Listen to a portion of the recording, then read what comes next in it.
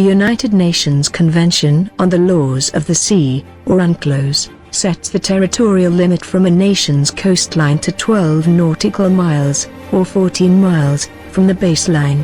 The coastal state is free to set laws, regulate use, and use any resource. It also defines Exclusive Economic Zone, or EEZ, that extends from the edge of the territorial sea out to 200 nautical miles, or 230 miles, from the baseline. Within this area, the adjacent coastal nation has sole exploitation rights over all natural resources.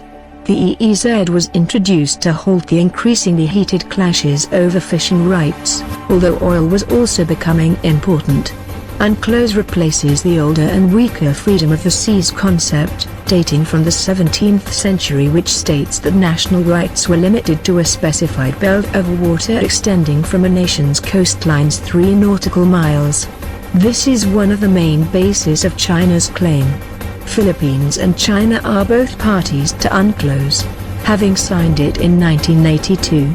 Philippines ratified it in 1984 and China in 1996.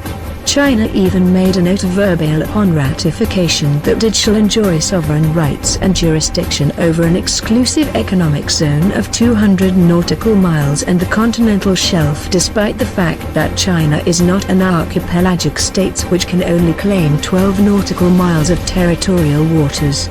Scarborough is 530 miles away from China's nearest territory of Hainan Island, and is way out of its territorial limit. Scarborough, on the other hand, is only 137 miles from Zambales, province of the Philippines. Philippine farthest claim in the Spratlys is 145 miles from Palawan Island, while the nearest is 80 miles from the same island. China, which claims all of South China Sea, is around 560 miles from the Spratlys.